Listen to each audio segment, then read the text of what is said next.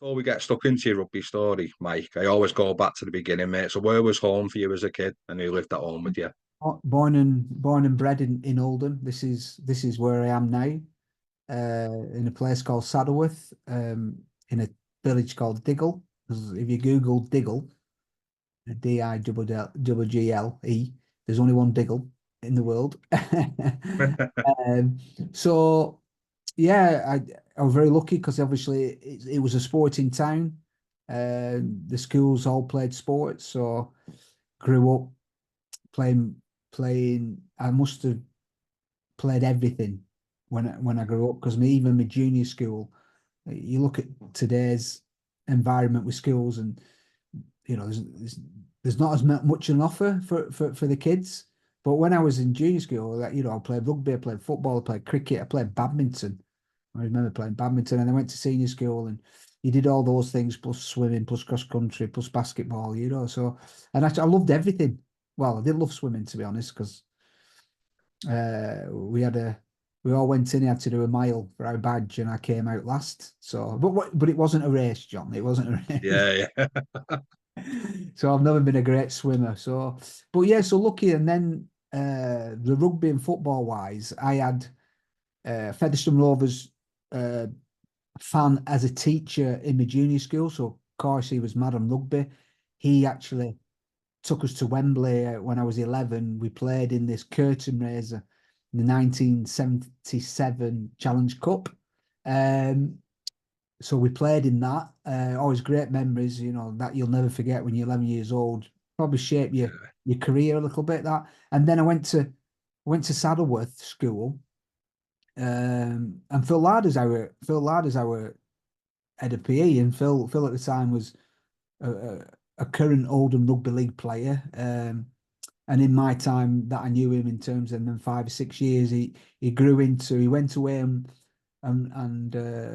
rewrote the coaching manual for rugby league. He went to Australia about 3 years on the run, spent a lot of time with a guy called Jack Gibson, who was the guru in Australian rugby league at the time. He coached Parramatta, rewrote the manual, coached Great Britain as assistant, coached Great Britain as a head coach, rugby league. And then Clive Woodward nicked him, didn't he?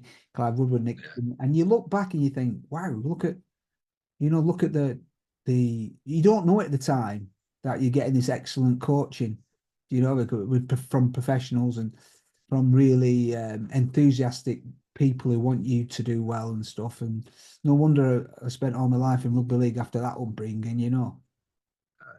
So do you know, as a youngster, mate, would you have been playing in the halves, mate? Yeah. Played hooker for school. Uh, Right. I played that game I was talking to you about at Wembley. I played second row. Uh, Okay. I weren't over big, but I weren't, I probably a bit chunkier than others. I don't know why. But yeah, just when I went to Saddleworth, really, when Phil when Phil um, when Phil Larder was there, he put me in the halves. He put me as organizer because I'd played the game before at junior school, and at the Right. time there was only about two or three of us who'd done that. So Okay. the so yeah, so then that's when really I started to probably not grow a lot and enjoyed that position a lot. So I played football as well. I coordinated and parallel with football. Signed for Oldham Athletic as a junior, under 15s. Took a year out of rugby, and Phil supported that as well. So at the end of that year, I wanted to be an apprentice for Oldham Athletic. They were called apprentices then, weren't they? And Yeah, the YTS and stuff. no, it was before that. That's how old I am, Was John. it? Yeah, Sorry, mate. yeah, yeah. At least you lost your chub door, mate. I can't lose mine. He like I wanted to, like I said, sign as an apprentice, and they offered me an amateur contract, so carry on playing, training twice a week, carry on playing at weekends for I think they were called the B side and the reserves and stuff like that. And my dad said to me, why do you just start playing rugby again? Do you know what I mean? So I went down to the local rugby club, Oldham St Anne's. Uh, he said, go and play for this team. They've got a great pack. He said, I were only 17, so I were under 17s and he were under 19s. This team, so I went down a catch, and this Pat looked after me. The biggest Pat you've ever known, and the couple of games into that, Wigan came in, wanted to sign me straight away, and that was like, so that was September. I think I signed for Wigan in November. Football had gone out of the window then. I look back and I think to myself, did I make that decision? I love rugby, don't get me wrong, but football was my favourite. If you had to ask me, I wanted to be Kevin Keegan. You remember Kevin Keegan? Yeah. Do bet, yeah. I'm United though, but I know him. Yeah. You wanted to. I grew up watching the Leeds teams of the Yeah, 70s, the Leeds United team. So I was very much wanted to be a footballer. And I always wondered, because a couple of players who are junior players at soccer who went on to make it at the very highest level, David Platt being who captained England, scored this cracking goal in the 1990 World Cup finals against Belgium. So he went that far, and I always wondered to myself, if I didn't have both sports, would he have stuck at football? Would he have made it? All them questions you ask yourself. But we did what I did, and yeah, no, it's been a good career. it's all right, mate. That's a hindsight thing, isn't it? Like, should I, shouldn't I? You've had your journey you've had, which we're going to go through, but I suppose, like, back then, you were, or was you told, like, pick one and stick with it, wasn't it? Where now it's very encouraged to go and try everything. I know Yeah, you were doing everything at school, but club wise, like, my age group weren't told go and do everything. It was concentrate on one. yeah. No, we did everything, and Did you? it's on a full circle again, and where um like Georgie Best put two jumpers down for Yeah. football. Goalpost. They just Yeah. played, they made up their own rules. I think Wayne Yeah. Rooney, that sort of upbringing as well. There were no drills. There were no drills. There was no structure to training. They just went out, and the players found their own way of if you put two kids together and you come up with a game, whatever it might be, they figure out a way, don't they, themselves. Yeah. They don't need a coach there to tell them necessarily this way is the right way to do, because we've seen it on Super League on a Saturday night, or the Premiership on a Sunday afternoon. The football game. So it's gone. The development side of it is gone right away. Where you did everything, played everyone, tried, encouraged to play every sport. Figuring it out yourself to, like, no, you get told what to do, you got structured, you da. And it's worked to a certain degree, but now they're going back a little bit to the days where we're letting players, or children in particular, we're letting them find out for themselves. Do you think you playing all them sports might made you the football and rugby player you was? Yeah, I think it molded me. Yeah, for sure. Like the competitive spirit as well. Yeah. And we had a real good basketball team. We had a real big, tall basketball team, and I don't think we lost for 5 years. Do you know what I mean? So, and it was they had a league, and they had a cup competition, which was like handicapped. So we had to give team starts, and it All was, right. Yeah, because you were that good. well, no, it was just the nature of the competition. So the Okay. best team, if they were playing the worst team, they get 40 points start, the worst team, kind Right. of stuff, trying to make it Yeah. keep schools interested and all these things. And I always remember how competitive we were. Do you know what I mean? Yeah. To Yeah. to to go and win and keep this run going and stuff. And it just you look like, when you get to a professional, and in coaching, it's been grounded, it's been molded when you're very, very young. Do you know? So I was very fortunate. I was going to say, mate, because you're playing in them pivot positions in rugby, and you said you were an organizer in football. Did you have coaching tendencies as a young un, but you probably didn't realise at the time? Or have I put you on the spot with that a little bit? No, I think I've always, so I was fully qualified at 24, rugby Yeah. league. I love the sport. I love sport, and I just thought to myself that got um my dad always said, like, never stop learning. There's certain milestones in your life. For example, your first team debut, or you play for your country. And he said, look, I can't remember how old my dad were at the time, say he was 60, 65. He goes, I'm still learning. You never stop, stay curious and stuff like that. So I've always had that curiosity of why do individuals play really well? Why do teams win? Do you know why have we not won? Why have I not played well? In terms, and I've always, I suppose, been curious. So again, my dad has said, look, go and do a coaching course. You don't know what you're going to pick up, and it was a different. When you're a player, it's a different perspective, and they always tell you now to go on referee courses. When you're a young junior sportsman, to understand their perspective and the intricacies that they have to go through and stuff. So, and the coaching was fascinating, like, because you never really play the ball, for example, or in rugby union case, the way you present the ball, you basically you just go and do it. But they give you coaches always give you coaching courses, or will always ask how can you be done differently.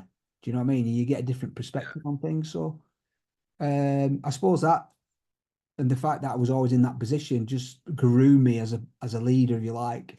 You tend to be captain, don't you? So you're not afraid of speaking in front of people, and that's what I'll say is it was nothing. I wasn't necessarily born to be that player or that leader. It was just, again, circumstances that the choices that you make and the path that you take, and you lead into that position. You didn't shy away from it though, Mike, either. Obviously, listening to you, mate, did you? Because the position's pivotal, isn't it? You have got to orchestrate things, and to be fair, mate, defensively as well, where you probably defended like just outside the second row, didn't you? So you've got to be vocal for the Oh, edge as well, haven't you? when I played, we weren't structured rugby league, so Yeah, they have a right second row, a right centre, a right half back, and they all train together. They all play together. So the story I always tell, John, is that I go to Castleford when I'm 27, right? And I'm already playing for my country, been on Alliance tour, won at Wembley, captain, you've done everything, right? And I talked about the curiosity thing. Um, and I met this guy called Darrell van der Velde, who was a coach. God bless his soul, he died 18 months ago. But he was like the mentor that, if he was still alive today, I'd still be, ringing him up and asking advice. And I went to play for him, and I didn't understand the game. I didn't. He was asking me and critiquing me after a game. And I'm thinking, what does this guy want? And he used to give you a score out of 10, and I think I played really well this week, and he'll give me a 5 or a 6 or something, like a real average score. And I'm going, oh my God. I've set a try up here. I've made a tackle there. I've kicked it, like. And then other times, I'm thinking, oh, well, that were a non-plus game for me. Do you know what I mean? And they give me a 9, and we would have won the game 24-6 or something. And it took me 6 months, and I was fretting over it. I was asking the assistant coach, what does he want from me? Kind of stuff. And over that 6 months, right, talking to me, it got me to fully understand a game from a different perspective, a game from a pivot point of view, where I have to be him on the field. He's in charge of training, right? But when I'm on the field, I'm him. And if I get all the other components and all the players to play well and do their job, then he says you don't have to do anything. You don't have to create the big play or anything like that. And it was like a wow moment where I used that philosophy for when I started coaching. So when I went to Ireland, my first uh, gig in rugby union, I went to Ireland as a defence coach. Right, my first game was a Six Nations game against Scotland, no, against Wales, sorry. Right, and all I did was I took the Castleford's defence system, right, and I put it into Ireland. Of course, you've got to tweak it a little bit because rugby unions are more men, and you don't defend 10 meters back and all these things. Of course, you've got to tweak it and stuff.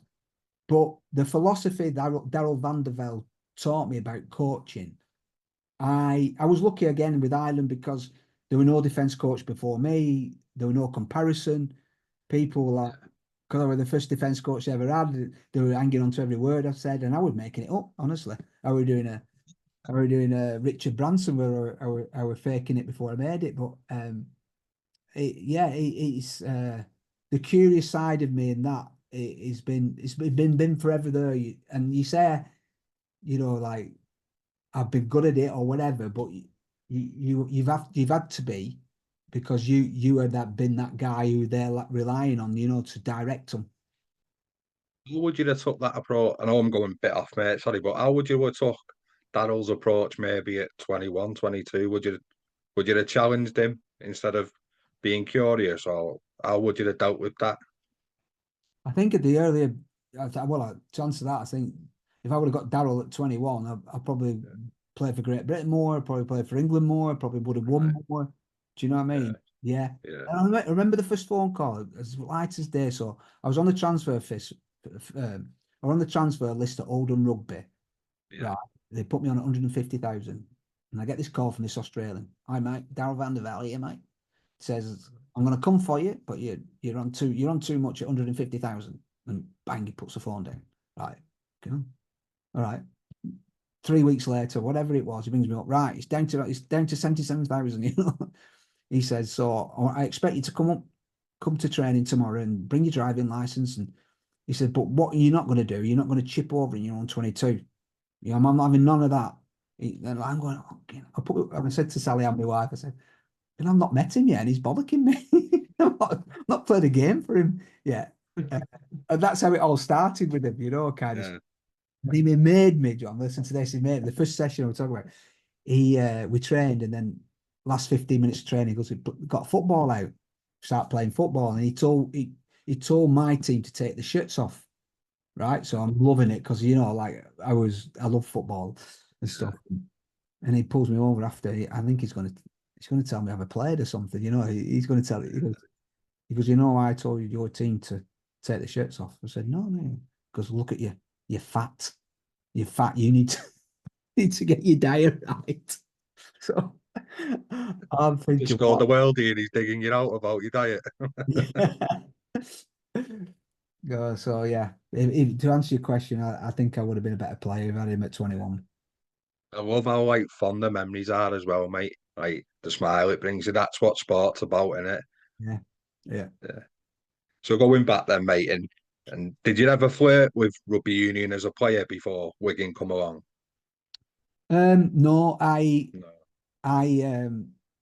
Because I knew I wanted to be a coach, getting qualified at 24. I wanted to know, and I did a lot of development stuff during the day with kids, but I wanted to test myself, again curious, if I could talk to men. So at the time, I was still at Castleford, so we trained during the day. So I was trying to get a gig in the evening, and a local rugby union club were looking for someone to do skills. I thought, perfect. So anyway, it's a rugby union club. I go, and the head coach is not there. He works away in Wales. So I start doing a training session. Thought, like, planning a training session, like when you've not planned one before, it's quite tasking, in it, and stuff. Yeah. And anyway, to cut long story short, the head coach doesn't come back from Wales. He stays down there. So they asked me to be head coach. Right. And I've gone, I didn't know anything about rugby union, not one thing. But I thought, the level we played at, I thought, if I can get one or two rugby league players in, we can play a rugby league way. That's all I knew. So again, I started coaching, and I stayed there for 5 years. Okay. So Tuesday, Thursday, Saturday played. So I stayed there for 5 years, but I never played the game. We entered a school competition. We were a rugby league school, but we entered a rugby union school competition. I think we got murdered, but I've never played. Well, you probably had strikers on the wing and stuff, didn't you? Like you said, only 3 or 4 years played, didn't you? That every school team has that, don't they? And Yeah. Right, mate. So playing for Oldham St Anne's, it went thick and fast from there. Then, really, what did you say? Like 3 or 4 games in, and you were Yeah. approached. So 3 or 4 games in, Wigan came, signed for Wigan. They kept my contract in the safe. because that season there was an amateur tour to New Zealand, 1983. There was an amateur tour and a Great Britain amateur, and I wanted to go on that, but you had to be an amateur. So I kept it, in the safe that I was a professional, Yeah. with no date on it. Gary Schofield went on that. He captained it. Loads of famous rugby league players, Derek Fox, Devoity, Creaser. So they were very successful as well. But in between that, I actually made my debut for Wigan. So I was still just turned 17, and I'd been on a Great Britain rugby league camp for this tour on the Saturday, and we had a bit of a dinger of a session, and the next day I'm down to play for St Anne's on the Sunday, and I pull out because I've got a little bit of a dead leg, So I'm stood there in Leigh, on the sidelines, and this guy taps me on the shoulder. He goes, "Are you Mike Ford?" So I said, "Yeah, yeah." He goes, "Oh, Wigan coming to clubhouse. Wigan have rang. Wigan." So I go back in, and then it's Alex Murphy, the coach. He goes, "Are you fit?" And I'm going, "Why?" Yeah, yeah, yeah, I'm fit. He goes, "Well, the scrum half's pulled out. Can you get down here for 2 o'clock?" This is about 11 o'clock in the morning, and I'm in Leigh anyway. So Yeah. my mum and dad, I ring them up. I go down. I hide that I got a bit of a dead leg, and I made my debut that day. Funnily enough, for Wigan against Oldham. You won't. The similarities are amazing.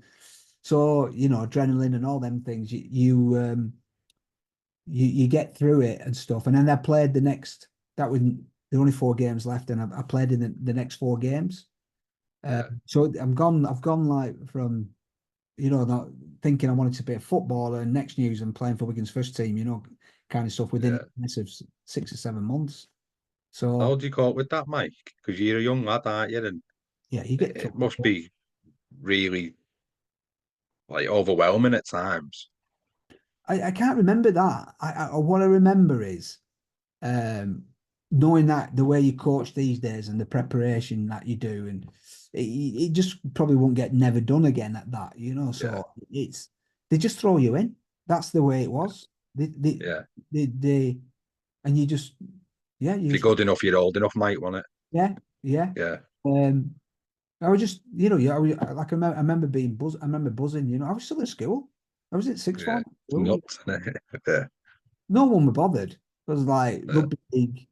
There were only a few at school who followed rugby league, and then they followed rugby league. It were Wigan, it were Oldham, kind of stuff. Yeah. So yeah, so I turned up for school next day, and nobody Like knew. nothing had happened Yeah, with a dead leg.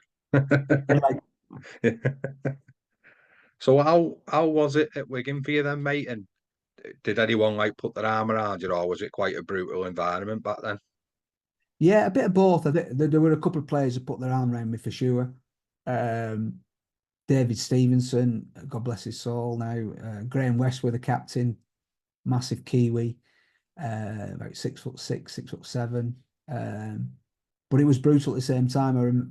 The story I tell about the brutality is I'm playing a game, and I think it was a final, and I've given a poor pass to Andy Goodway, one of the players, and it ended up being a scrum, and he was so furious with me because you have to put the ball in one side, don't you, in a scrum, and that I had to run round the other side because I thought he was going to knock me out. Do you know what I mean? I did Yeah. because I made him look bad. Do you know what I mean? Yeah. I said, "Mate, I'm sorry, it was my bad pass like it." But they demanded, the senior pros, they demanded it. They, you used to play at 3 o'clock, John. We're sure this week. You used to have to be there for 2. Um, the coach won't come until 2:15. So the first 15 minutes, what did you do last night? Oh, I had 6 pints or whatever. I wasn't like that, but as a young kid, you're listening, and you then read the program. They always had a program, so that gets you to 2:15, and then the coach comes in with his sheepskin on, right, and he just absolutely rollicks you. He just says, "If you don't win today, I'm going to sell you all, or a couple of transfers, and you won't. I'll drop you all." And like I'm like this, mate. Do you know what I mean? and then you start warming up about 2:30. You have a rub, they put some oil on you, know, and the warm up is like just 10, a bit of this and 10, 10, Yeah, 10 high knees on the spot, boom, boom, boom, count to 10. And then the team talk, and the team talk was something like, are you gonna let these guys take £150 off us today? Are we gonna let yeah, them come into our right? You know, like, and like, yeah, yeah. and a bottle of sherry went round first. Sorry, I forgot the swig of the I was sherry. gonna say, so Gary Connolly mentioned Perno at Saints. Yeah. Yeah, And they were looking at you as a kid, they're looking at you, like I've never had sherry in my life, you know. And then yeah, and then you go out. So it was uncompromising. That's the best way I could say it. It was uncompromising and stuff. But there were a few who recognised, you know, that I was obviously the younger one and stuff and need a bit of protection. yeah. And what was it like being around Wigan when you beat the Kiwis? Yeah, great. We had I was it was I had 4 years at Wigan. They were very successful in terms of they just before I'd gone, they just got promoted to the first division. They won a trophy just before I came, so we became a very very good side. Maurice Lindsay, the chairman at the time, and Jack Robinson, a director, were very ambitious. Bought all the best players in the world. Um, that's what probably forced me out after 4 years. But up to that, you know, we were in finals every year. You know, Lancashire Cup finals and Challenge Cup finals, and obviously the Kiwis you mentioned there was great because they were ranked this, you know, if not the first, certainly second best team in the world at the time. Yeah, it were good days for sure when you look back. Yeah. So do you know when you're in them finals, mate? Because they were what I try and tell viewers and listeners that might not understand, you weren't rested for Regal Trophy games or Challenge Cup games or Lancashire Cup. Your best like 15 were on the team sheet, weren't they? Whether it was a Wednesday night, a Friday night, a Saturday night, didn't really drop people, did they then? No, if you won, you're in the team and you won, you're more or less guaranteed starting the next week, no matter how you played, because the coaches wouldn't change a winning team. And like you Yeah, said, you know, because although we're professionals, um, they you earn your money through playing. yeah, Um, and in a cup competition, say there's 4 rounds and a final. You know, no matter what happened, if you win the first round, you've got to be on more money in the second round. Do you know what I mean? So you could yeah, play, yeah. say Wigan could play say St Helens in the first round, and because it's a big game, you'd be on £500 to win. Right. So then we win and then go to the second round and we'll pay someone like Batley who are in the second division. But your Yeah, money can't go down because it's yeah, the second round. It's more high profile. yeah, yeah. That, You'd be on, hey, you'd be on, but you'd be on that's 600. what mattered. Yeah, yeah, that's what mattered, wasn't it? So you can imagine players. Because when I came in, like money, you know, when you're a kid, money doesn't mean anything to you, does it really? You know, it Yeah, doesn't. no, These married men at 28, 29 would die for yeah. that sort of money every on top of it, because although we're professionals, we're still Still in training grafting, weren't week you? for Thursday, yeah. Yeah, So the passion to stay in the team when it was winning was like incredible, incredible. So yeah, training sessions, you know, if you not me, but if you could try and injure someone in your position so you could get in, that's what you do. yeah. And I appreciate the position you're in now, mate, but do you think performance-related contracts should be a thing of the modern day now? I think it's going that way a little bit. Yeah, I think for me, the best contract for clubs and the player is a basic. yeah, You got to have a basic wage because it's an unforgiving sport and injuries and things and all that lot. And but then you know if someone then you make it performance related, whether that's number of games you play. So yeah. clearly you want to pay the player that plays 25 games for you than the player that plays six. Exactly, rather than 10. Yeah, yeah, Exactly. So it's leaning that way now. Plus, the team to do well if we get to finals and playoffs and if you win stuff, I think you should be rewarded for sure. Um, yeah. you might when I was when I signed for Wigan, right, my contract was like written on a piece of paper like that. It weren't much bigger than A5. Yeah, Right? I think I've still got it somewhere. And it was all performance. You signed for life at Wigan, and it was all yeah, performance related. So your contract, my contract was like, this is 82. We're worth £28,000, right? yeah, But you would have got £28,000. But if you achieved all your performance related targets along the way, you would have got 28,000, right? yeah. Incremental, isn't it? Yeah, Um, so basically, you get a signing on fee, 5,000. So you've got 23,000 left of your 28. Then they yeah, go, well, if you pay 10 first team games, we'll give you another 1,000, 30 and 50. Right, okay. Well, actually, we'll give you £1,000 if you're 21. So you've stayed at the club 4 years, we'll give you another bonus. Then it will give you five bonus or 3,000 bonus if you play for Great Britain Colts. 5,000 you play for under 21s. That sort of stuff. yeah, So can you imagine it then? If you've been at the club 4 or 5 years, that contract you more or less earned it all because yeah, you might have a bonus on, you might have a performance related that you're going to play for Great Britain, but you might not be that player who's good enough to do that. So you're never going to get that. So yeah, you earn the money through being in the first team, winning every week. That's why it was uncompromising. Wigan during the spell where they won 8 Challenge Cups on the run, the money alone then players would have learned if you played in every for Wigan in all them 8 seasons.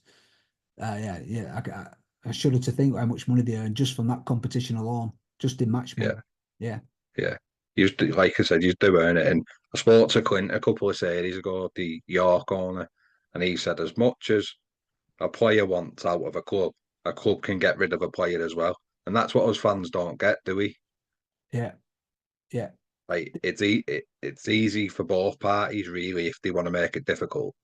yeah. I think where I've gone with that is, um, and only recently we've had a player throw the I don't know, throw the mental card in where he's doesn't want to turn up to training because he's depressed, and you have to, and quite rightly, you have to manage him and get all the well-being to him and make sure he's okay because he was forcing himself out, and we had to still keep paying his money and stuff. And there's nothing you can do.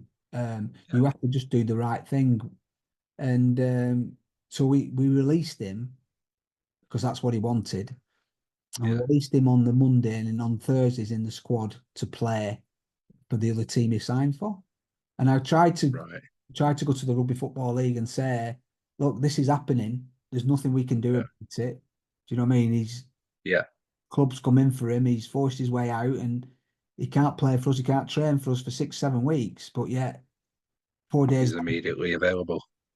and Right. they said, but consequently, the club can force a player out. Yeah, You know, put it just not pick him basically. Just yeah, make sure you yeah, don't pick him and make life difficult for him.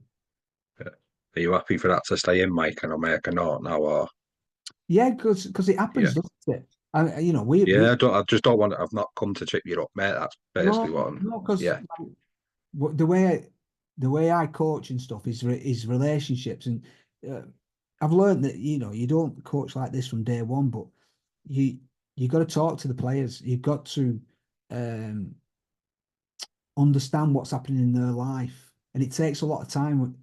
So when you become a coach, you've got 25 to 30 players that you've got to spend time with, and some of them you you just don't get to in a working week. You don't get to more, or say in a working month, for example. So you've got to make, well, for me, I write everything down in my book, and you've got to make sure that you check in with these players all the time, constantly.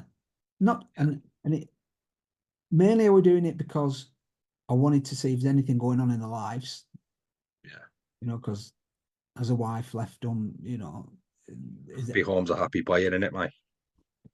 is there anything personally going on in your life? You don't have to tell Yeah, me and stuff like that. Um, but also, you do it for like to just give them an heads up of this is the way I think you're traveling from a football point of view, from a rugby point of view. Do you know what I mean? So um, there's one player at the club at the moment who has not been performing, and it'd yeah, be remiss of me not to tell him. Do you know what I mean? Not to sit down and tell him yeah, in the right way, um, and to have that good, honest, a lot of clarity in the talk, where you come out of the room and the players in no on circumstances is that he knows where he sit with the club. Do you know what I mean? So that, if it is a decision where you're not going to re-sign him next year, there's no shocks there for him. Do you know what I mean? leave your chat baffled, will he? Yeah, and you give him Yeah, every opportunity to change his ways or improve. You've helped him along the way. It's just rugby in it. People come and go and yeah. stuff. I get that, mate. Sorry to have put you on the spot with that a little bit.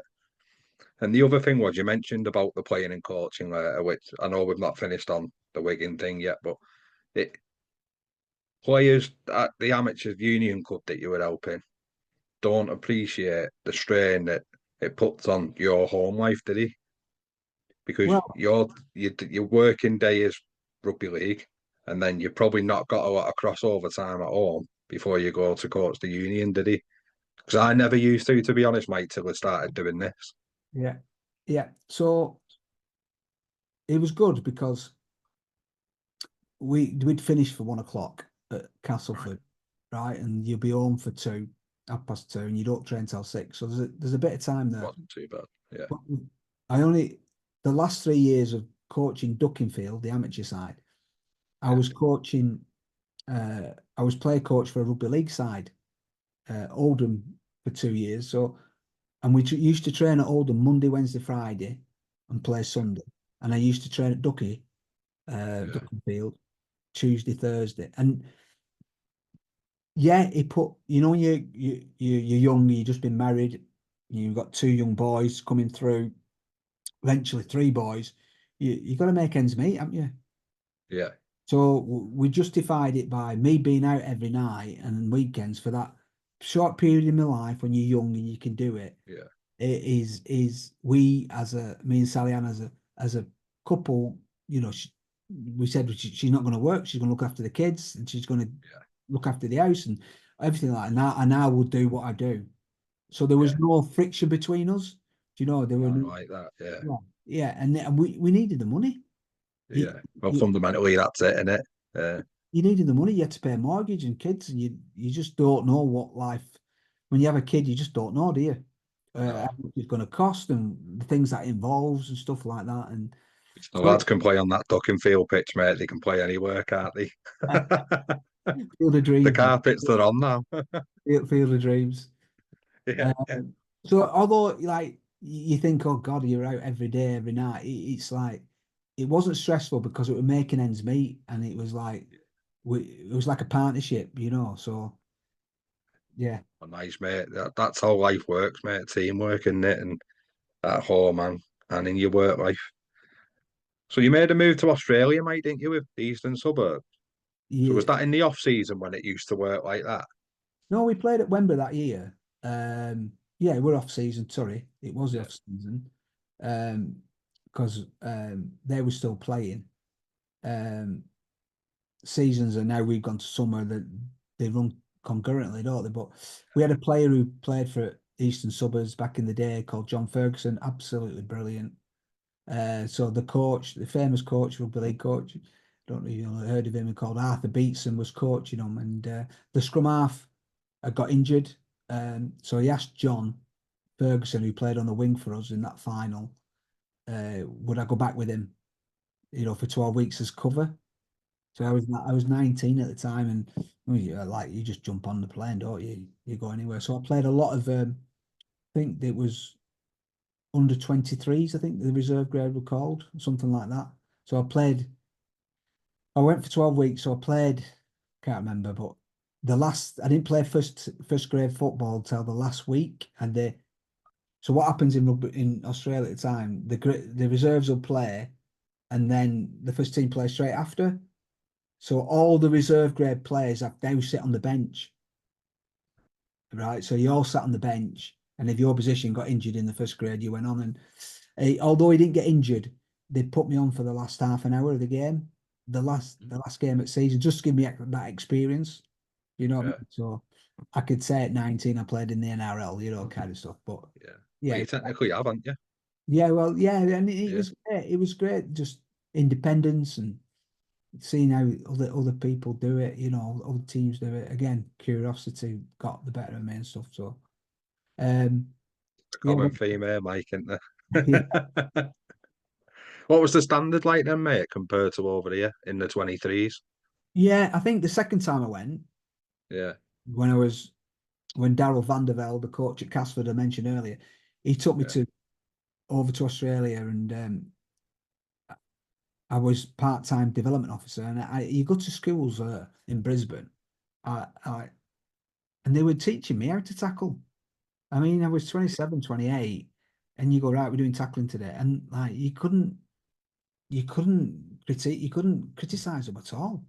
Like they got the shoulder in the right place, they had the wrap, the leg drive, they got off the ground quickly, and I'm going, oh my God, these are like 12, 13, 14-year-olds.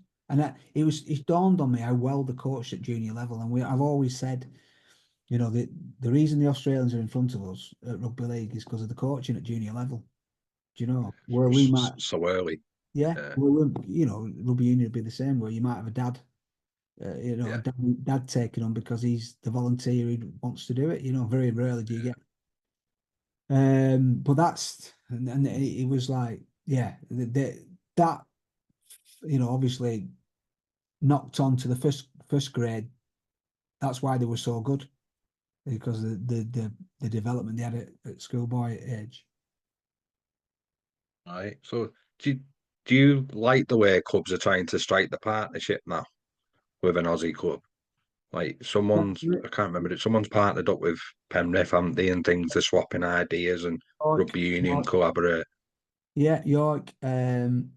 We're trying to partner up with someone. Yeah, Again, you know, keep mentioning him, don't I? But Daryl Vandervelde lives in Brisbane. He's got great connections with the Dolphins and um, he's got obviously the Brisbane Broncos.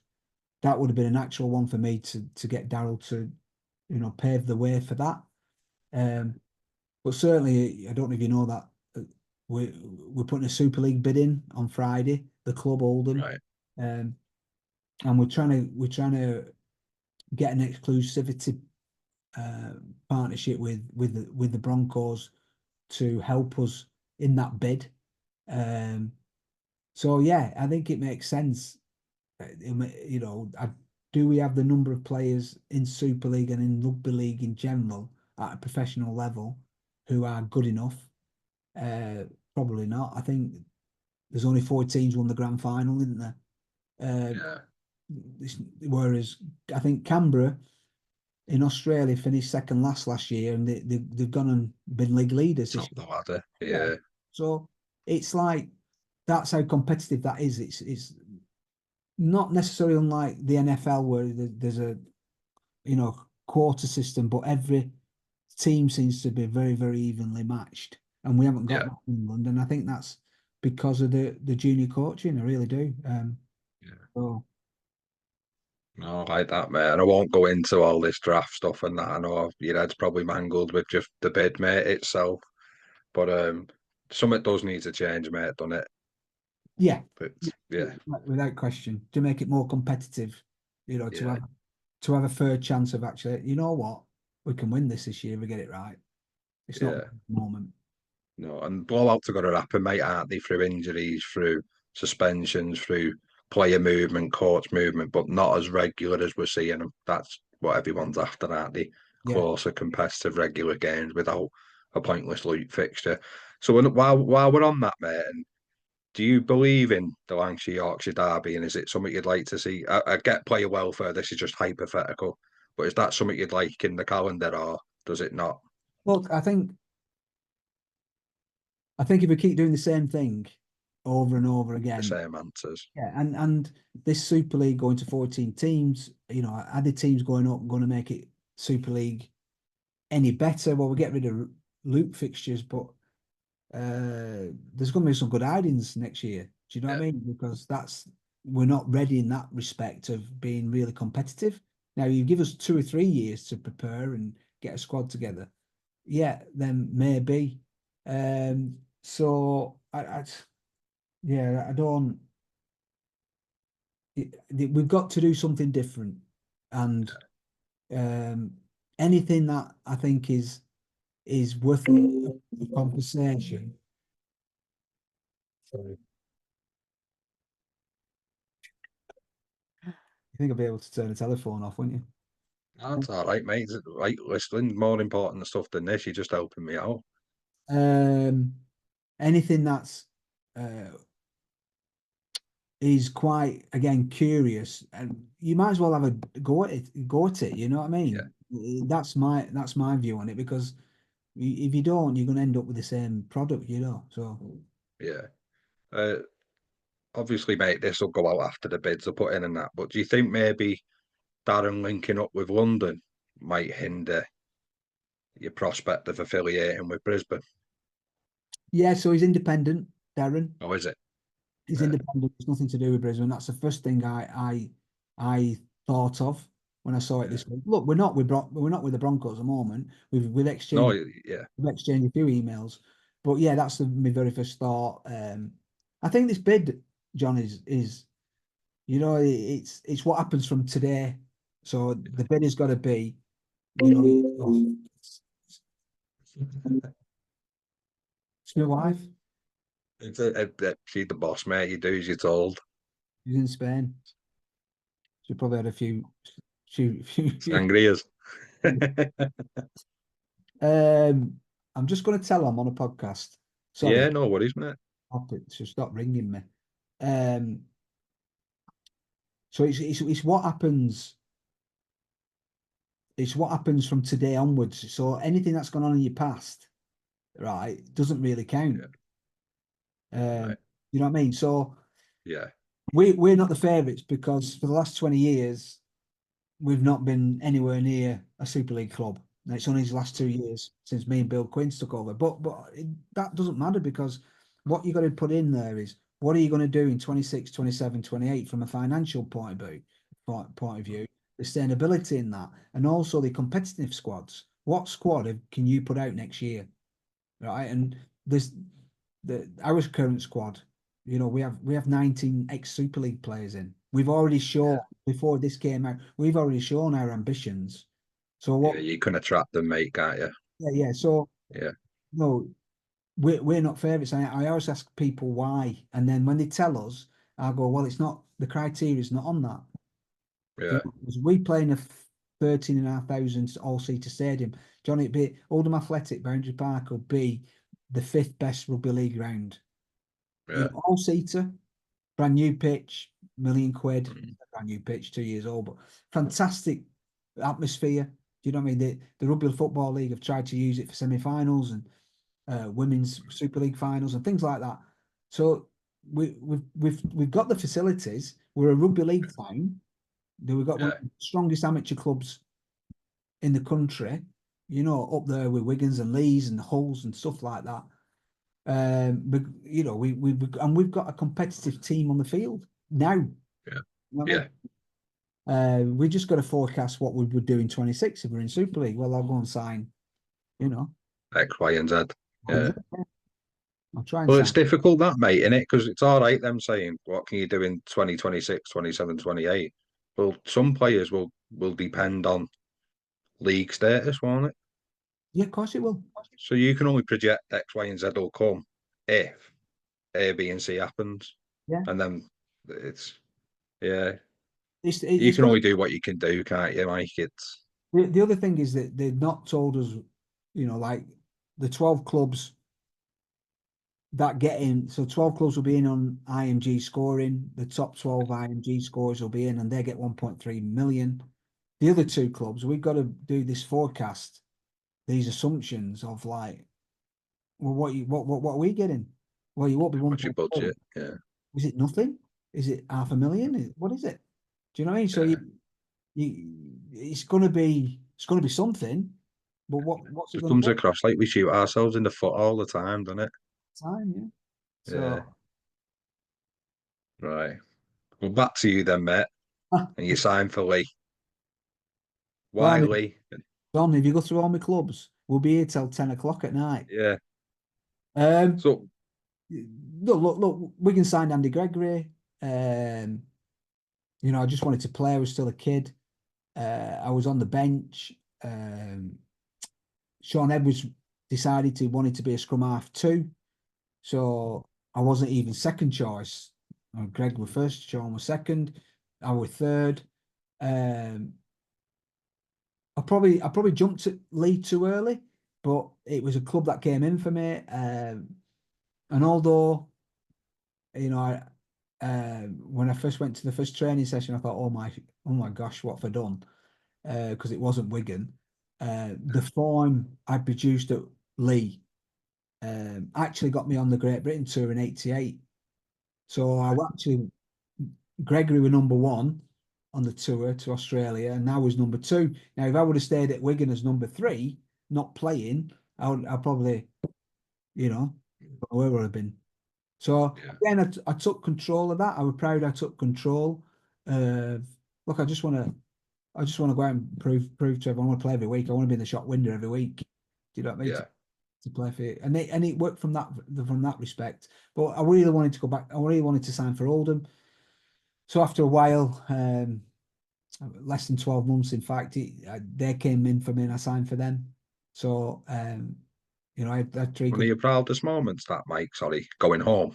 Yeah, yeah. Yeah, The story I always tell, going back to when I was 16, is the two Wigan chairmans are in my lounge with a contract and a pen, and they come up here to sign me, and I took my dad out and I said, listen, can you just go and ring Oldham one more time? So my dad rang up Oldham, got an answer of we haven't made a decision yet, or we'll get back in a couple of weeks. Um, but and I signed for Wigan, and I had 4 great years there, and it's been brilliant. But I would have signed for Oldham if they. It's just it wasn't to do with the money, like I said earlier. It was something that I always wanted to do. The memories that I had as a yeah. kid. You just want to play in front for your town, in front of your family and stuff on the famous water sheddings pitch. So that when that came, it was a pretty much a dream come true. Yeah. I'm quite sentimental, me, Mike. So I'd have kept stuff. Is that something you've done, mate, or is it on to the next for you? You don't really look back. I had Yeah, a spell where I kept everything. I've donated my medals to the library in Oldham, so they're on yeah, display. Um, I've got my cap. I've got my cap where um, it's George's cap. That I don't even know where it is. I'll show you this one. Show you this one. I'm proud of this one. So yeah. that's George's 100th cap. That's what he got, his memento for the 100th cap. Saying that some feet that in it, Mike. But he keeps it at my house. Do you know what That's all. That's how much it matters. I think I did. I had a spell where I was saving shirts and stuff, and then I'm going, let's go and do it. Let's go and give them away for charity and stuff like that. They can use things like that, can't they, and stuff. So Yeah. I've got very, very little now, to be honest. Yeah, I'm looking around to look at anything we haven't. But yeah. So what did international rugby mean to you, Mike? Because a tour back then was a tour, mate, wasn't it? You played twice a week and travelled, and was it something you really look forward to? Yeah, I think uh, again you grow up watching the NRL. Um, the old video cassettes that you had to go to. What were that? Blockbusters, and if you were It's lucky, sad. People don't know what that is now, did he? I know, and the videos will come over and they'll be here by Wednesday, and you'd be there Yeah, Wednesday morning. You watch, and then the great Kangaroo side who toured in at 1982 and didn't lose, to playing against them in '86 when when I was with Wigan, and then getting lucky enough to go into Australia in '88. It's just it was just history. It's just history of you look at all the Ashes series over the years and stuff like that. So it was great, a proud moment. I don't they've stopped them for a few years now because of finances and funnily enough, they're having another one this year where they're coming over here but it's not a tour anymore. You just play 3 tests. That's what I mean. You've done a proper tour, didn't you? We did 7 tests, uh, Yeah, 3 in Australia. No, it might not be 7. One in Papua New Guinea, 3 in Australia. I don't know. I think it was 1 or 2 in New Zealand. So, yeah. but yeah, it was great. It was again memories and memories of that you keep forever. Was there a phase in your career you felt a bit unplayable, mate? Like everything you touched went how you wanted it to? No, No. no. um, I can go the other way and tell you a couple of times where I thought, um, my career weren't going in the right direction, and I learned a lot there. I was blaming other people. It weren't my fault. Why has he dropped me? And then you figure it out, and it always comes back to you, doesn't it? And you then just go back and do what you do well in terms of a train. I've always been a good trainer, so back to training and being the best trainer you can be, training as hard as you can, and then what follows that is a good performance, and then I, that's why I think I've been a decent coach is because I've been through the mill in terms of blaming a lot of people and not having a run of form where it's not been good enough and been curious again why that's done. I in a not long, but you're going the dumps for a while. Oh, I don't know if I was depressed at the time, but it was when I come back from Australia the second time. Um, I didn't get the loving I thought I should have got there. Well, probably I didn't play well enough. But then you go to Warrington, and yeah, okay, I'm going to Warrington, and then that doesn't end well. We lose 80-0 to St Helens, 80-0. I was captain that day. So then they get rid of me, and I go to Wakefield. And it was at Wakefield, I thought, oh my God. Actually, but the problem is, like, I can blame everybody else and how unlucky I've been. But there's only one person got control of my life, There's only one person that can do exactly what I want, and that's me. No matter what, and I'll tell you a story about our George in a minute, but no matter what anyone um, does to me or says to me, they can't control what I do on the field in a training How field. old was you then when that 20, just clicked? 20 when I'm going through there, I must have been late 20s, 27, Yeah, 28. And like I went back to enjoying it again, where I was they got me back to Castleford. So I went back to yeah. Castleford and I had a really good like 3 years there. Sorry, no, what 3 years? First time 3. Like 2 years there again, captained the club again, got back to playing back again. I learned so much uh, about um, being resilient. No matter what anybody does to you, you've still got a choice of how you react to it and how you respond to it and what you do the next day. And I brought it. Gliding places in them stadiums either, mate, because it's all old school on top of you, isn't it? Yeah. And I see people now, I've got players at Oldham Rugby who will have that mentality. Do you know what I mean? They talk to them about selection or, they're not playing well or whatever. And they boom, boom, boom, boom, excuse, excuse, excuse, excuse, excuse. Do you know? I remember saying to George, I said to him, no matter what happens today, I said, they were picking the Lions on a Thursday morning to go to Australia this year. And he was in the frame, and I said, no matter what happens today, I said, look, I still think you're the best player in the world, and I still think, and not, and I love you like a dad. Nothing will change, George. And he'll turn around and he goes, Dad, no matter what happens today, he says, I'm still going to train well tomorrow. He says, He's classy, George. To be fair, he's a credit to you, isn't he? yeah. He says, I'm still going to play well the next game I play. Yeah. This this Lions selection is like I can't control it. It's one person picking it. I can't control it. He said, but what I can control, and I thought he brought me right back to that when I was in the doldrums myself, So Yeah. yeah, Oh, and he, well, thinking about it, he probably he was unfortunate not to be in the three fly half they call them, but standoffs to us, isn't it, mate? He was unlucky not to be in the. He must have been fourth. I know that doesn't help George at all, but You he know, must have been really close. yeah, and the proud moment, he did exactly what he did. He said, Yeah, and he went to Argentina. You know, he got his 100th cap. He captained that team. They won the series 2-0. He was outstanding. So you know, he chose to respond in that way, which is great. red suits him as well, doesn't it? In To be white, honest, mate, I follow sales, so I'd be a little bit disappointed anyway. But yeah, no, I've it's no funny, doubt you that. get minded about that. But doesn't that show like what type of man he is? Yeah, Because he didn't falter on that tour, did he? no. So I coached him at first stand at Bath, and he not only did he not miss games, he didn't miss training sessions. And Yeah, he was you know when you're at school and you're playing sport every single night back in the day when I was at school. It was fantastic. I love school.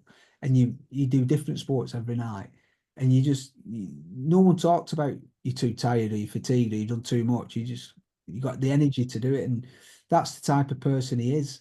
Um, and at Bath, like I said, he never got injured. He never missed a training session. He led the team well. But you know, over the years, Johnny, he just like matured. He's matured so much. His leadership's um, attributes, qualities have gone through the roof and stuff. And you know, you you'd have him talking to your team every day a week. You know what I mean? I Um, think you can see that on the behind the scenes stuff. You know, when he's with England. Yeah, I he think that's good content. That you see a good bit of George in that. Yeah, if you know, as a coach, you want it to come from the players as a coach. Yeah, You want them to say the right messages and stuff. And if you coach them well over a period of time, you'll get that. But you don't want to really deliver it because you're not playing. yeah, The guy delivering it is guy who's gone on the field with you. You know, the guy in the trenches with you, the guy who's going to go over the top with you. You know, so you want them to be talking, and he's grown into a great leader. yeah. And you know yourself, mate. You can have all the structure in the world, but once you're on the field, you got to play what you see, haven't you? Yeah, and And he's adapt. got to put that across. Yeah, And also, you know, like you see, uh, play what you see is also the easiest thing to say. But you know, like, A, what do you see? B, is it the right thing? C, you know, are you got the right plan for it? B, yes or no? Can you adapt to it? E, it's probably the most important. Can you tell the other 13 or 14 players in your team to follow you, to do with exactly that. what Yeah, you, yeah.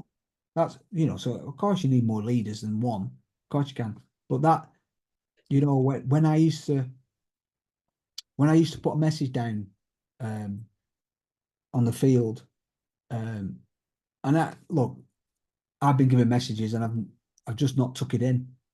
I've just not, I'm just like, I'm sucking it through. My heartbeat's going 120 miles, 150, 160, and you just like some water down you. You're just not thinking. You're just not thinking clearly, and or you listen to the message, you get the message, but you can't absorb it in time to actually make a difference. Do you know what I mean? yeah, You're yeah, back into the game again, and by the time the game's going on, you forgot it. When you give a message to George, like not only had he understood it and absorbed it, he can go on the field and do the message. Do you know what I mean? He can change the way you actually play. Do you know what I mean? And not yeah, necessarily straight away, but you know, for example, an easy one for you is George, we need to come off the top now. Just the next few minutes, just come off the top and let's go wide rugby or whatever. Boom, yeah, next line out. Next line out might not be for another 10 minutes.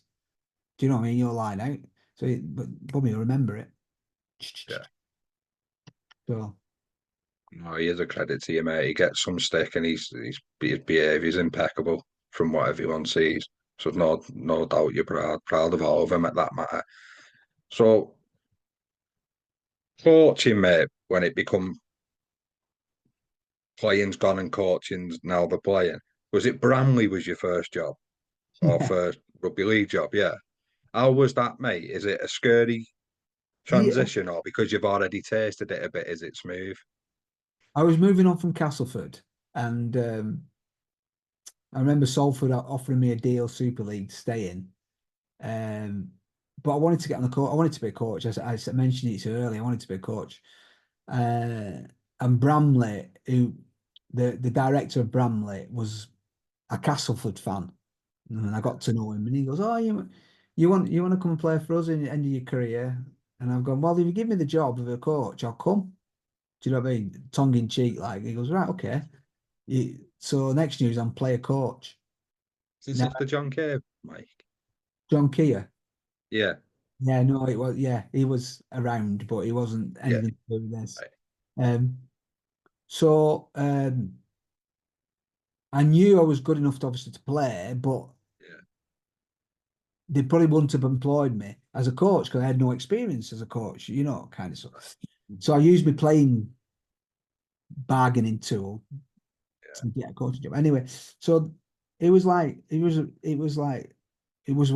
wow. It was a wow because you can imagine going to Castleford and in your bag you put in your toilet bag and you put in your favorite shampoo and deodorant in there and whatever you need to do and you're just looking after yourself and you go and you're thinking about your position. I need to do this, this, this, and today, you're thinking about your role and stuff like that. And you become a coach, you've got 25 toilet bags. And in yeah. that toilet bags, they've all got different deodorants and different shampoos, and you're going, oh my God. And they've all got different roles on the field, right? Not only that, you were still playing. Do you know what I mean? So like Imagine that's the hardest bit, in it. I was like Richard Branson again. I was faking it. Do you know? I was faking it But what an experience, John, for me. What an Yeah, experience. The reason I say I survived is because nobody were bothered about Bramley. With all due respect, yeah. whether we came second bottom or under mid table, nobody. So I wasn't like my first job wasn't playing for a board or a chairman who like you got to win today, mate. This is Yeah, oh well done. free reign. Yeah, they did. Yeah, And it pressure off. You learn to do things. You get experience and stuff. And I got to learn that division in that year because I've never, a long time since I've been in that under Super League and stuff. yeah.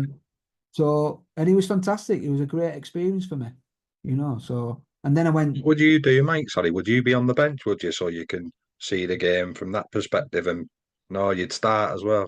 Yeah, that, yeah. So you've got to trust like your assistant. I am like Yeah. big time. I'm here and stuff. Yeah, which I didn't do. At first, I Sorry, didn't. got me edit that. No, I didn't do it. He used to come on with a water Yeah, bottle and tell me something, and he'll put the water bottle in my mouth, and I probably used to spit at him, like look at him and like, how long left? How many subs have I had? That sort of stuff. yeah. But listen, like you've said before, every day is a learning day in it. Your dad probably thought process was before his time, really, when he Yeah, said for you to get ready at 24 for coaching and stuff, wasn't it? yeah, yeah. I know he was. Yeah, he said some gems to me, my dad. Uh, with the other one, the main one is money, kind of stuff, and they've all rang true, you know. So Loved it. That generation as well, mate. Zero filter. yeah, It is yeah, how it is, isn't it? That's the beauty of that now, and the world isn't ready for that sort of thing anymore, unfortunately, is it? Outside of sport, probably. yeah. Sad, really. So you went coaching Oldham, mate. Is it more difficult to go back coaching your club? Because whether people like it or not, you are Oldham. Like that's where you're from. You live there now. It's the heartbeat of you, isn't it? So what was more difficult, playing or coaching? I don't see it. And looking back, I didn't find anything difficult in terms of. I assume you mean, the pressure of the town and stuff Yeah. like Sorry. Yeah, yeah. that. Yeah, no, we again the year before they finished second last. The Oldham they finished second last, so you only can go one way really.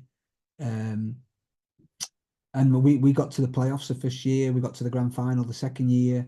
You know, like I said, I'd understood the league. I brought a few. We had a few good players at Bramley. I brought them over to Oldham. You know, I was hitting the ground running. I got a real good scout who would get me. I nicked him from Wigan, John Jackson, old Jacko there, who was chief scout at Wigan for many years. Just hit it off with him, and he'll get me a couple of good players in there that I'm not quite made first team at St Helens or first team at Wigan, and you know the young kids who've not quite made it, and they were brilliant for us. And so we had two. I had two really good years at Oldham, and I actually signed another 3 years on top of that. But then Ireland came in, Ireland Rugby Union, and we had manipulated a plan where I could do both jobs because Ireland was initially just for the Six Nations and a summer tour to New Zealand. So the contract for Ireland was like 100 days, but it wasn't 100 consecutive days.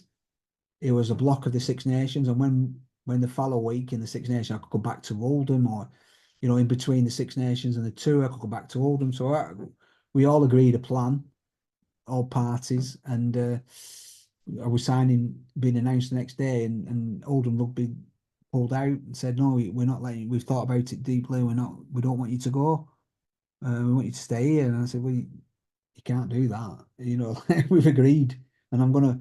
My thought process were again curious. My thought process were, let's go and learn another sport. I'm going to be coaching at international level here.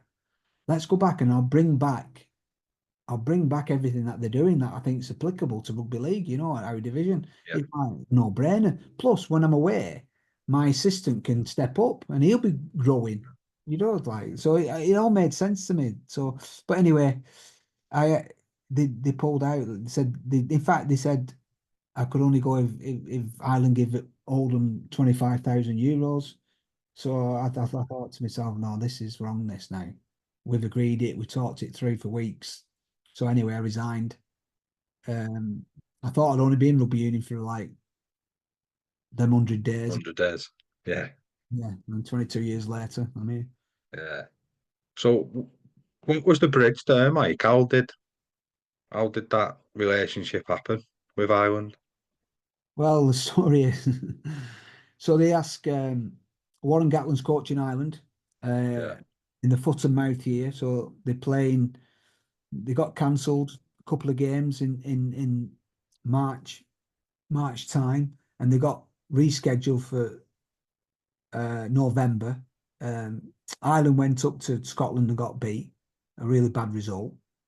I weren't privy, but um, they sacked Warren Gatland, and they appointed a guy called Eddie O'Sullivan, and Yeah.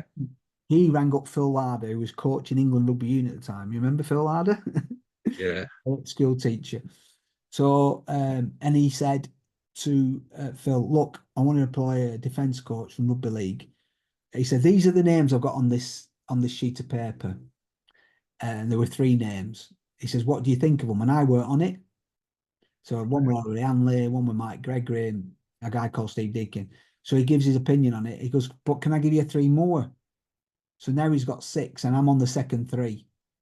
So he looks at it and he goes, right, okay, thank you. And he rings up Ellery Hanley. And Ellery at the time was coaching at Bristol. So they fly into Heathrow, they get on the M4, and there's a massive blockage, motorway shut. And they were sat there for 5-6 hours on the M, and couldn't get off the M4. So they couldn't get to Bristol. And by the time they got off, it was time to get the return flight. So they just did a U and got back on. So anyway, they rescheduled to meet Ellery. Now Ellery's in Leeds. That's where he lives. Yeah. So he's gone. He's looked at the list. He goes, "Oh, Mike Ford, he lives near Leeds. Why don't we see him at the same time?" That's how it went. So So that chance. yeah. Yeah. So Ellery walks in with his. I've known Ellery because I played with him at Wigan. I Yeah. didn't with her, but he walks out of this hotel. I'm sat in reception, and he's walked out with his agent. And we go, yeah, what are you doing here? Kind of stuff, you know. We both had a big giggle. So I walk in, and the first thing they said to me is, you fancy some fish and chips? Because we're starving, us two. And it was Yeah. Eddie O'Sullivan, like I mentioned, and the manager, Brian O'Brien, his name we call. Anyway, and it was that type of conversation. I was just so, they made me so relaxed, do you know? And they were eating Yeah. the chips and go, well, what would you do? What system would you put in there? And I'm going, right, okay.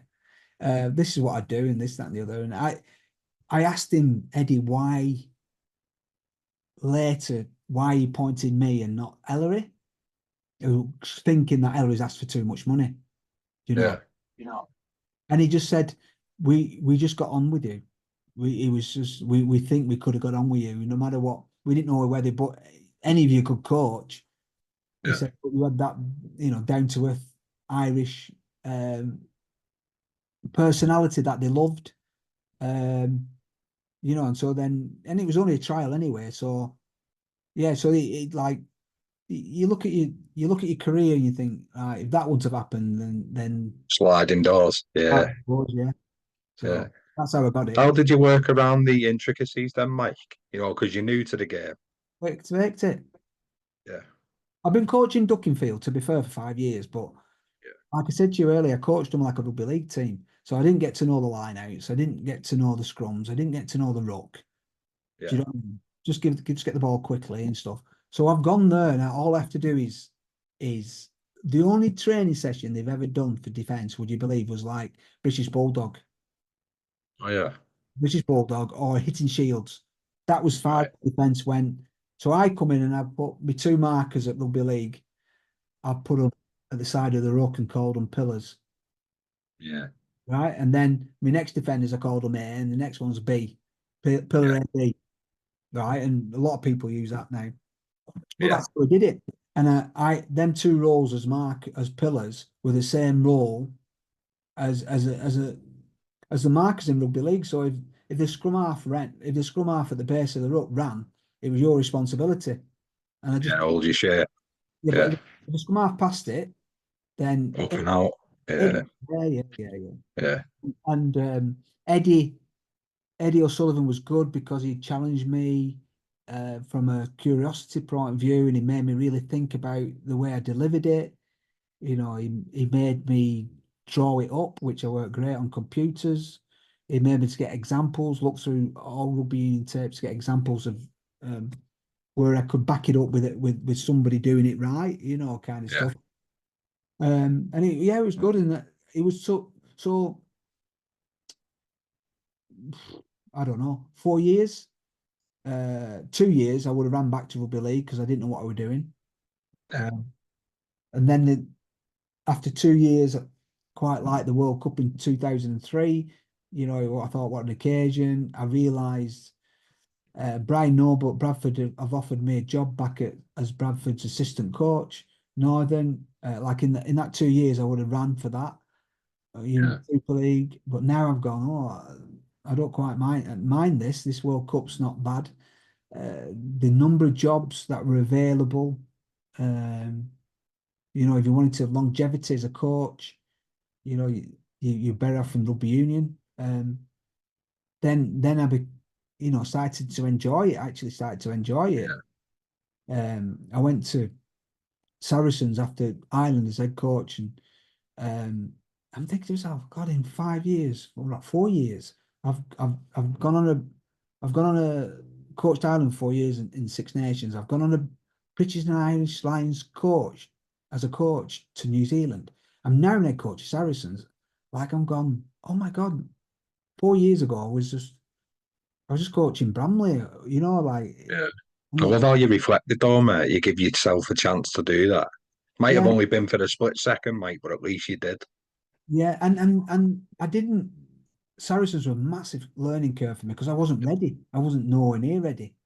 I didn't very, like I said, I understood the game. I understood the game from a defensive point of view, but I did, head coach, you got to know everything. You got to know scrums and lineouts and rucks and Oh, you jumped in at head coach level, yeah. yeah, yeah, Did you? yeah. And so quickly, um, we did really well as well in the first when I took over. Then we had 17 games left and we won 14 of them. But then we had a Didn't do pre bad then, did you? we got to Europe and stuff, and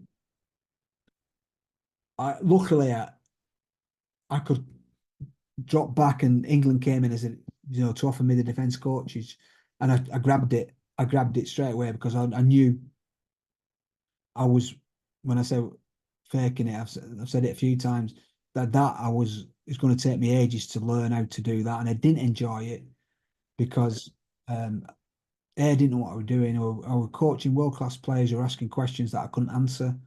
Do you know what I mean? I felt a fraud. Yeah. Um, so when But you're England, quite hard on yourself, Mike, are you? yeah. I think Yeah. so. So I go back, and I jumped at the defence coach at England, and I stayed there for 6 years, and I've just learned. I just learned and learned and learned and learned, and if I'm gonna go, I want to be an head coach ever again. I took them 6 years, and then when I become head coach at Bath, I felt I was ready. Do you know what I mean? I felt I knew enough Yeah. about attacking, knew enough about all the other facets of the game. So I felt I was ready then. Uh, and then, then I go and coach Toulon, and you sat there with Brian O'Brien, Matt Gitto, um, Marnonu, Drew Mitchell, and the um, world class players from all right. And I always remember the first session when I went there as head coach, and they were dead set testing my knowledge. Dead set, honestly. Well, why would you do that? Why don't you do this? And luckily, I had an answer for them of the reasons why we do things, and it was always a discussion. It wasn't a tell. You do Yeah. it this way. It was a discussion where I would do this because of these reasons. Now you can do that because of that reasons, but and I always remember Brian Urbana, a few months later, he sat me down on a coffee, we're having a chat. He goes, "You know that meeting, don't you? That first meeting. You know that we were just testing your knowledge." He said, "And you passed. You passed. Like." And I'm going, "Oh my god!" So going back to Saracens. If they would have done that to me then, I would have been like, oh, making it up. Buckled a little bit. Most Yeah. things like that on the podcast. So yeah, it's like I said, it's you never stop learning, do you? You never stop learning. No. It's mad how you've gone from, I'll say, I was like potentially shitting yourself as an head coach to fully fledged, probably 20 internationals in that Toulon team. People might not, viewers and listeners, that like Yeah, minimum. I know that's what I mean. Viewers and listeners, mate, might not understand that was the Real Madrid of rugby union. yeah, Real Madrid. Galacticos, weren't you? Yeah, yeah. Yeah. Um, they're great. Learning. It's all experience in it and learning, and the French way and the French president and the French physios, and they don't like the English, and it's very difficult to succeed over there as an Englishman as a coach. So um but You yeah, said you had an Irish passport from the island team. yeah, yeah. No, because people wouldn't understand that, Mike, would they? Like French rugby is like a different breed, and how did you find that compared to English rugby? The players were great. The players were Yeah, great. I think the changing room was so cosmopolitan, as you mentioned earlier, with so many different internationals in there. But 85, 90% could speak English, understand what you said, but there were a few Frenchies who didn't speak a word of English, which was difficult.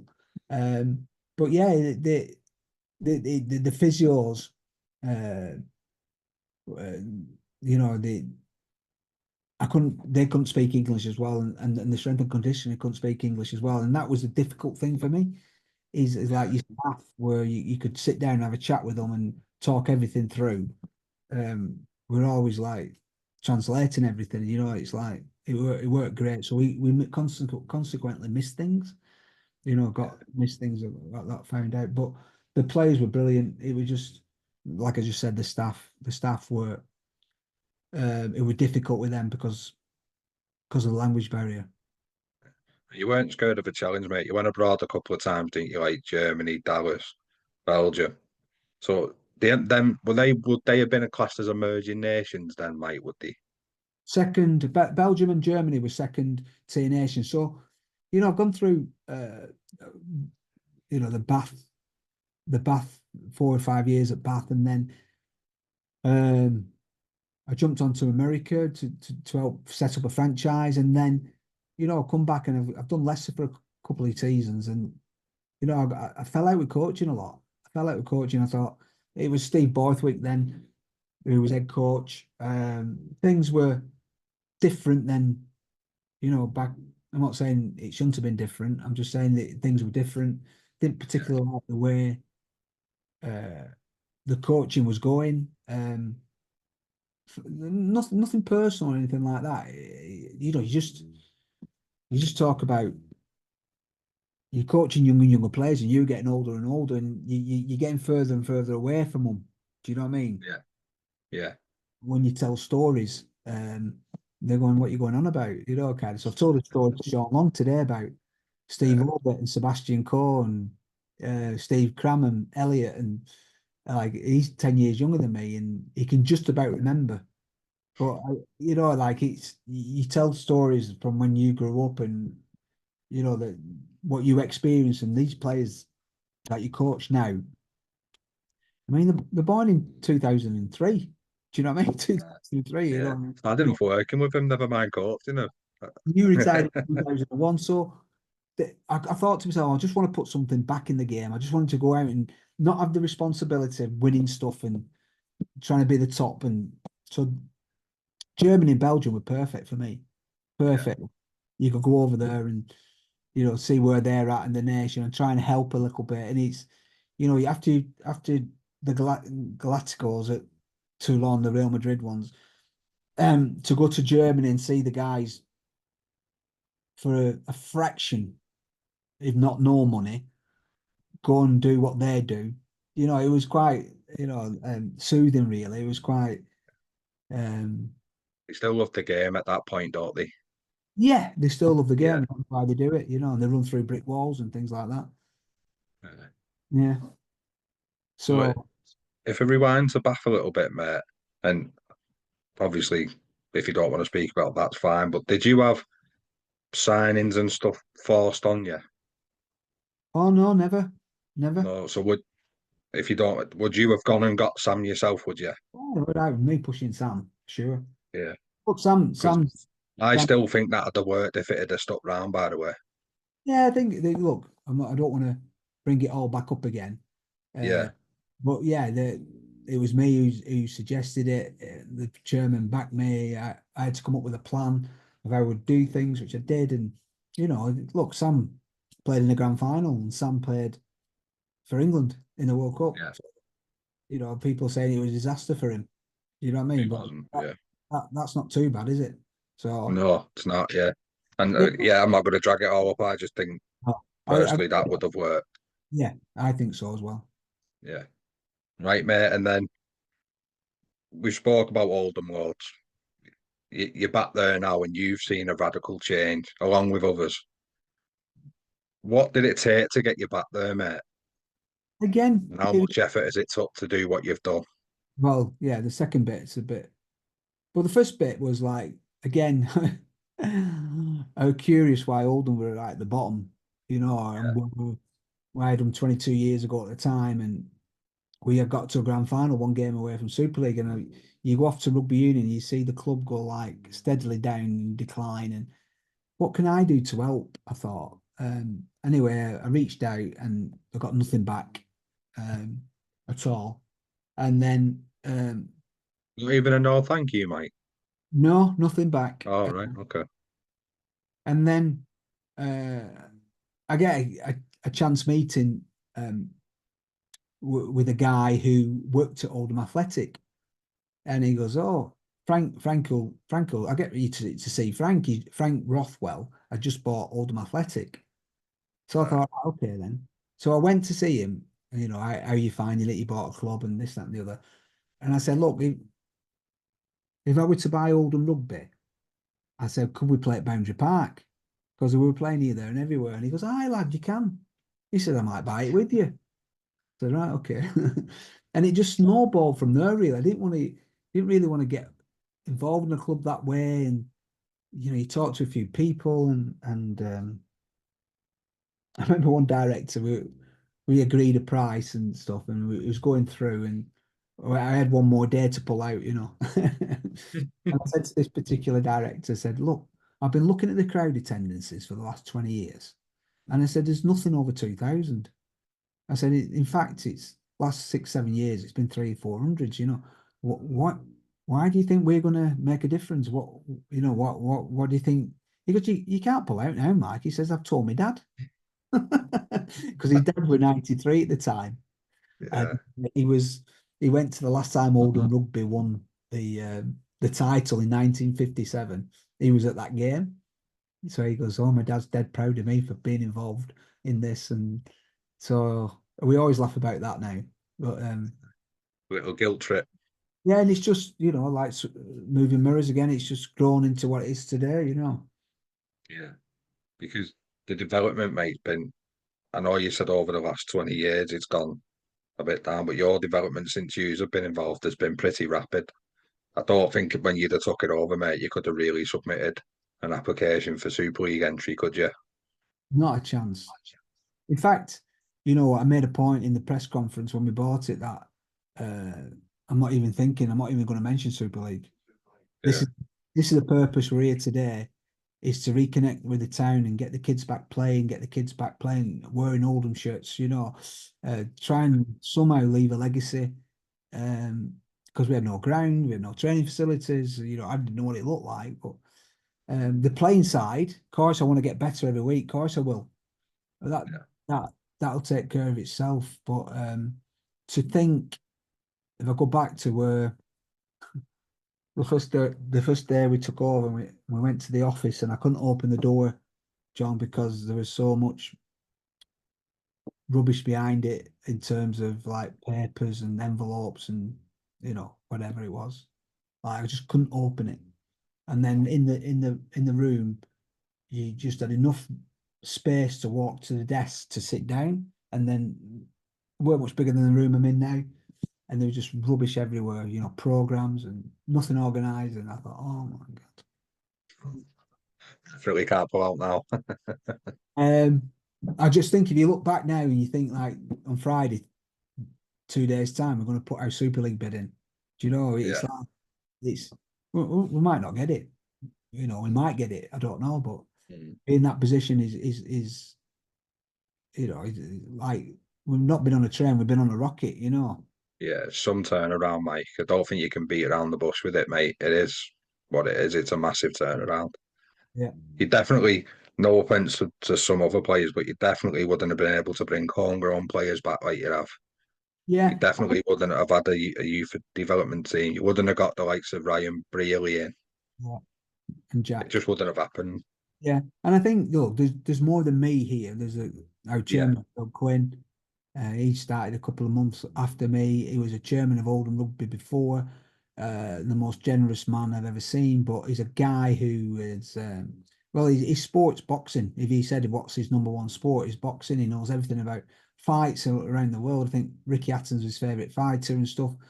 But he never takes a backward step. And if things are not going well, um, instead of like cutting things and you know gearing back on things, he doubles down on things. Let's go and double down on this and stuff. So his attitude has been infectious. You've seen that with our recruitment, which is he's all behind that. And there's other, the other two guys that are massively involved is Jim Minton. He's been our financial controller, director, FD. He's that's the dad who said we can't pull out now because of the dad. And another guy called Liam Norbury who it's just been fantastic in terms of helping the club grow, grow. I suppose sometimes I get too much publicity because of my playing career and stuff like that. But it's certainly not just me. It's certainly a group effort, and it's good because we're working for an organisation that we all want the same thing, and it doesn't matter who gets the credit. Which is quite rare. I think it's quite rare that in a company, so an organisation working together. So um, long may it continue. it's easy to buy in when people lead with actions as well as words, mate, isn't it? And you just drag each other along. It's an easy buy-in. Right, mate. Appreciate it took a lot of time up. So I've got a few daft questions for you if that's all right. So any pre-match superstitions when you were playing? Um, things like tie-ups, things like the way you remember you used to tie your boots up and then you used to put strapping around it, and then you used to put more strapping around it, a different color, and think, oh, like. But if I did, it was just a bit of a fad for a Yeah. period of time, but nothing that stuck with me. Right. So the next word, mate, the definition's different for everybody, but the toughest player you played with and against. Lee Crooks, nicknamed Steam Pig. Um, hated him when I played against him before I knew him because he just used to ragdoll me. We got hold of me and give me a bit of a, rubbing in with his elbow and his forearm. Treatment. But when I played with him at Cass, he was the one who, would look after me. No one could touch me at Cass because they had to get through him first. Do you know what I mean? Yes, yeah. And we had a reunion last week. So I saw him. He's in good fettle, as he would say. Um, so yeah, he would probably be the toughest. Right. Your favourite away ground, mate? In rugby union or rugby league or Yeah, any. there are, whichever. Yeah, yeah, You love the Millennium, don't you? The Millennium Stadium yeah. in rugby union because of the atmosphere. Although every stadium's brilliant in rugby union, I used to like it too when people used to say from rugby league, "What's Six Nations like?" I said it's like 5 consecutive Challenge Cup finals. Like we go down for the Challenge Cup final to Wembley once every year. Well, that's the Six Nations, 5 weeks on the run. You know what I Yeah, mean? loves it as well. The occasion is that different colours, different cities and stuff like that. Look, Wembley's great, isn't it? Wembley's great, but uh, yeah, I go Millennium.